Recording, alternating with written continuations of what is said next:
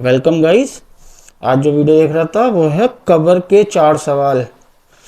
मोहम्मद अली मिर्जा जी का वीडियो है। तो गाइस चलिए वीडियो को स्टार्ट करते हैं। कब्र के 4 सवाल। युसब्बितुल्लाहुल्लज़ीना आमनू बिलक़ौलि साबित। अल्लाह ताला साबित कदम रखता है अहले ईमान को उस पुख्ता कौल के अंदर। अब जाहिर है कि यहाँ कौल से मुराद वो है जो ऊपर अल्लाह ताला ने उसे कलमा तय्यबा कहा है, पाकीज़ा कलिमात, ला इलाहा इल्लल्लाह मुहम्मदुर रसूलुल्लाह सल्लल्लाहु अलैहि वसल्लम, या कोई भी अच्छा कलिमा अल्लाह के जिक्र का, अल्लाह की हम्द का, उसकी तस्बीह का। तो अल्लाह ताला फरमा रहा है कि अहले ईमान को अल्लाह ताला साबित कदम रखता है उस पुख्ता कौल के अंदर, यानी अल्लाह के एक होने की गवाही, पैगंबरों को मानने की गवाही, आखिरत के दिन की गवाही, किताबों पे ईमान लाने की गवाही, फिल हयात दुनिया, इस दुनिया की ज़िंदगी में भी, व फिल आखिरा, और आखिरत की ज़िंदगी में भी। अल्लाहुम्मा जअलना मिनहुम रब्बना आतिना फिद दुनिया हसना व फिल आखिरति हसनतम व क़िना अज़ाबन नार। अल्लाहुम्मा मन अहयैतहु मिन्ना फ़अहयिही अलल इस्लाम व मन तवफ़्फ़ैतहु मिन्ना फ़तवफ़्फ़हु अलल ईमान। आमीन। ये आयत मुबारका का हिस्सा अल्लाह के महबूब सल्लल्लाहु अलैहि वसल्लम ने तिलावत किया उस मौके पर जिस मौके पर आप सल्लल्लाहु अलैहि वसल्लम ने कब्र में होने वाले इम्तिहान का जिक्र किया। बुखारी और मुस्लिम में आप सल्लल्लाहु अलैहि वसल्लम ने फरमाया कि बेशक तुम्हें कब्रों में आजमाया जाएगा और तुमसे मेरे मुतालिक भी सवाल होगा। मा कुंता तक़ूलु फी हक़्क़ि हाज़र रजुल, इस मर्द के बारे में तुम्हारा दुनिया में क्या अकीदा था। और फिर नबी इस्लाम ने ये आयत तिलावत की, युसब्बितुल्लाहुल्लज़ीना आमनू बिलक़ौलि साबित फिल हयाति दुनिया व फिल आखिरा। अल्लाह ताला साबित कदम रखेगा अहले ईमान को इस सच्चे कौल के ऊपर, यानी रसूलुल्लाह को पैगंबर मानने की गवाही के ऊपर, अल्लाह की गवाही पर, इस्लाम की गवाही पर, दुनिया की ज़िंदगी में भी और आखिरत में भी। अच्छा, बुखारी मुस्लिम में इस एक सवाल का जिक्र है। तिरमिज़ी और अबू दाऊद के अंदर 3 सवालों का जिक्र है और जाहिर है कि वो डिटेल्ड हदीस है। तिरमिज़ी में अल्फाज हैं मन रब्बू का, मा दीनू का और मन नबियू का।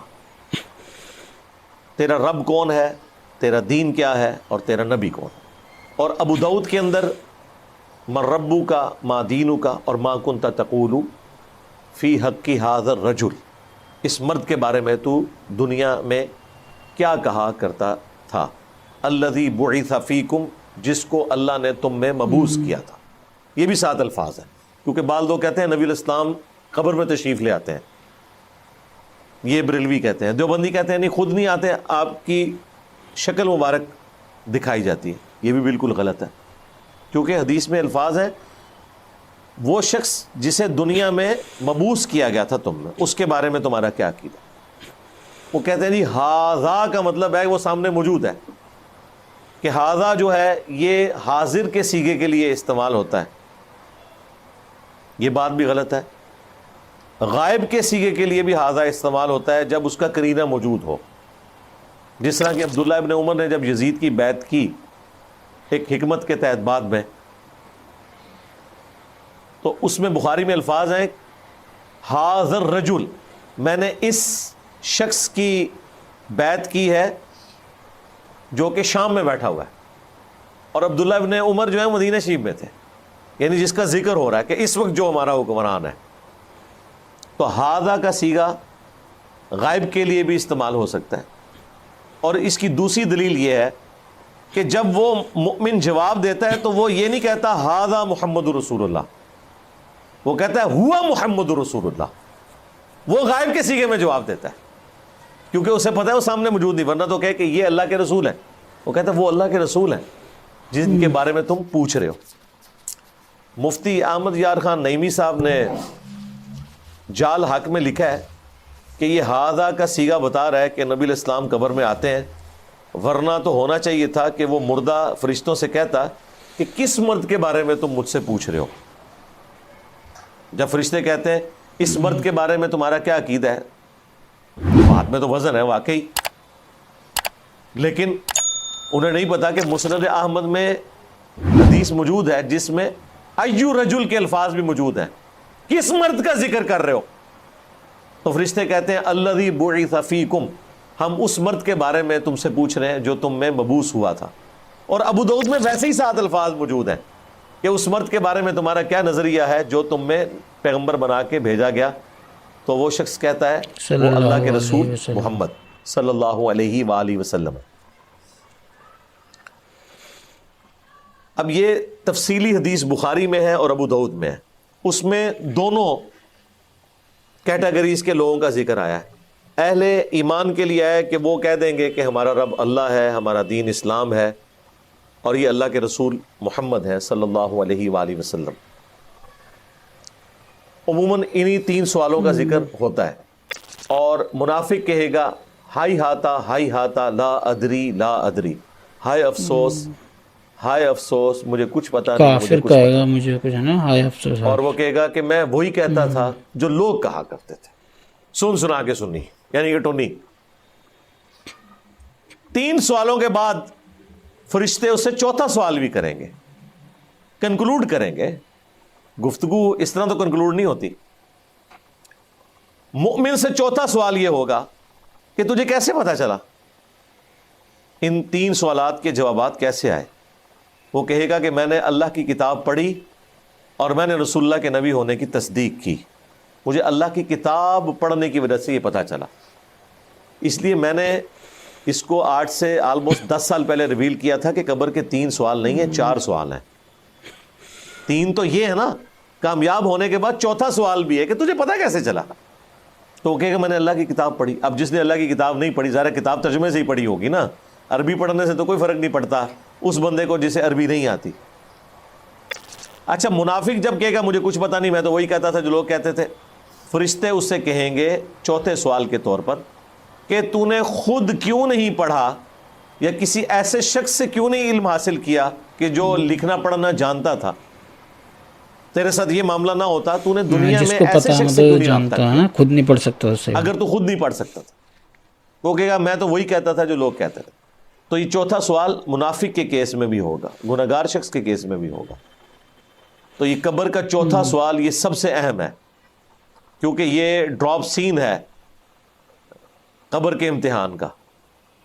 اس کے بعد ہی پتہ چلتا ہے کہ پہلے 3 سوالات میں کس نے کامیاب ہونا ہے.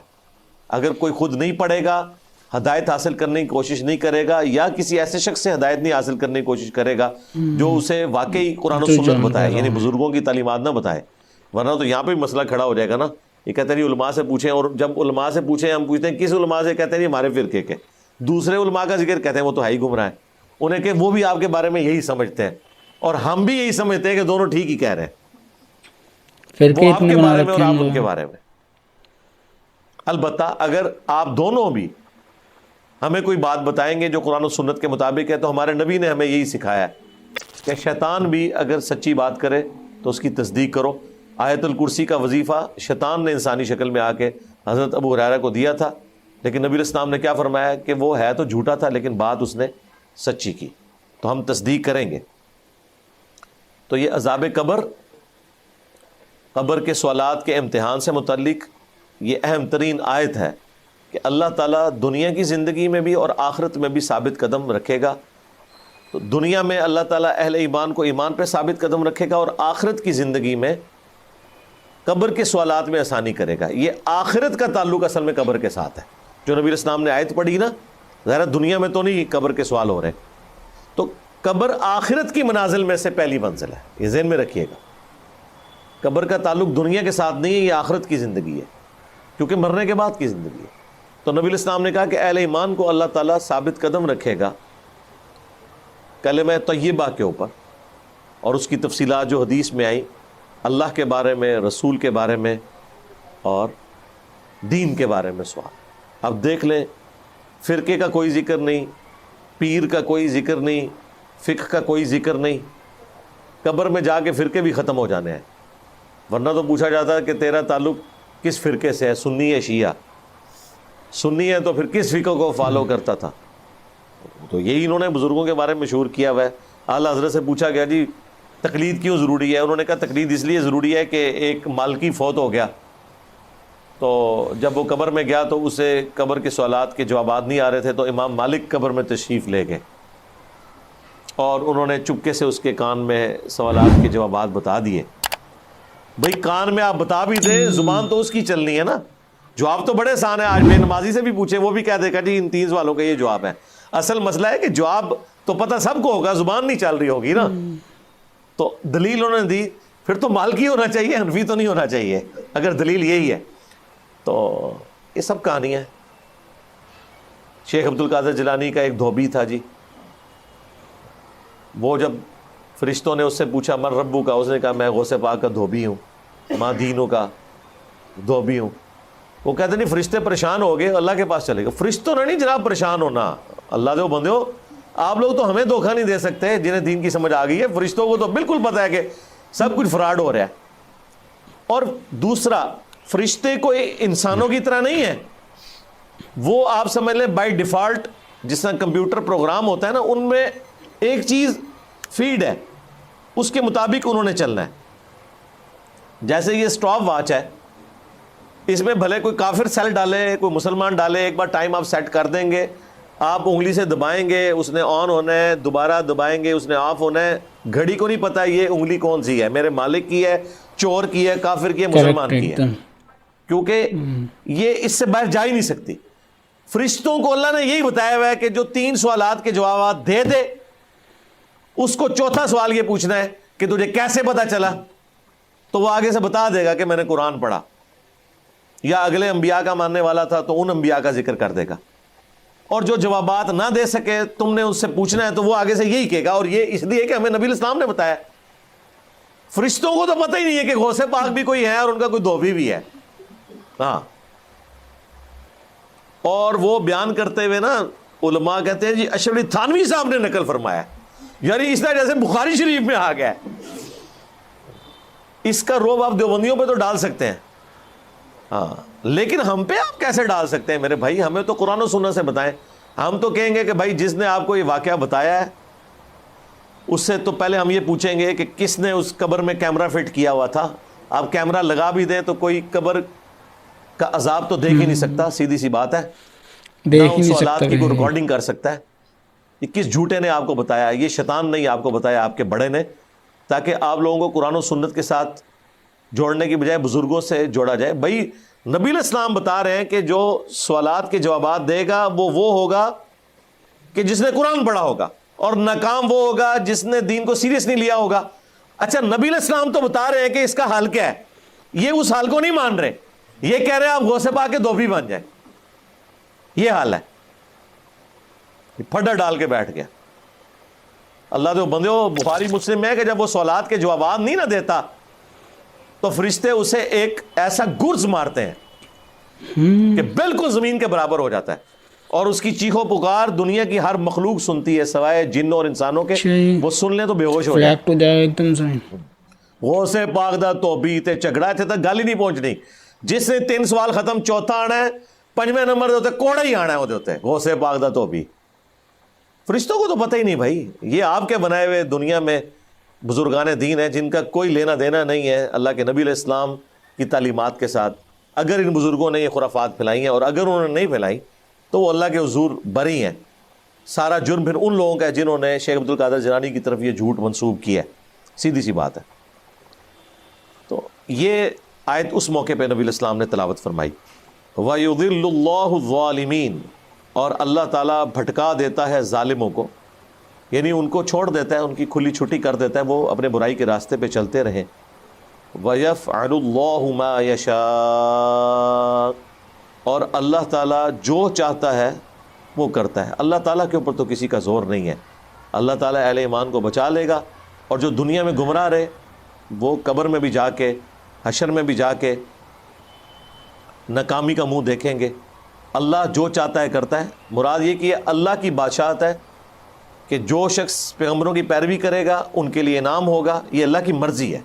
اور یہ اللہ کی مرضی ہے کہ جو نبیوں کی نافرمانی خود کرے گا پھر اللہ تعالیٰ آخرت میں اس کے لیے کوئی معافی والا معاملہ نہیں کرے گا، پھر اللہ تعالیٰ اسے اسی گمراہی میں بھٹکنے دے گا اور جہنم کے عذاب میں پھینکے گا جس نے اللہ اور اس کے پیغمبروں کی نافرمانی کی۔ بس اللہ بچائے۔ تو بھائی مطلب جو کافر ہوئیں گے، غیر مسلمان جو ہوں گے، وہ اندر جب قبر میں جا کے کہیں گے سوری، مطلب معاف کر دو معاف کر دو، توبہ توبہ کریں گے قبر کے اندر جا کے، بتا رہے تھے نا جیسے کہ وہاں فرقہ ورقہ یہ سب کچھ بھی نہیں چلے گا کہ سیاہ ہے عیسائی ہے، وہ مطلب سوری سیاہ ہے یا سنی ہے بریلوی ہے، جو بھی کچھ نہیں، فرقہ ورقہ کچھ نہیں چلتا۔ بتا رہا نا فرشتہ ایسا مارے گا کہ زمین پہ فلیٹ ہو جائیں گے ایک دم جو غلط ہوں گے۔ اللہ رحم کرے، بس سبھی کو جنت میں پہنچائے۔ سو گائس یہی تھا آج کا ویڈیو، امید ہے آپ کو ویڈیو انفارمیٹیو لگا ہوگا۔ ہمارے چینل کو سبسکرائب کر دینا، اوریجنل ویڈیو کا لنک ڈسکرپشن سے لے لینا۔ اللہ حافظ۔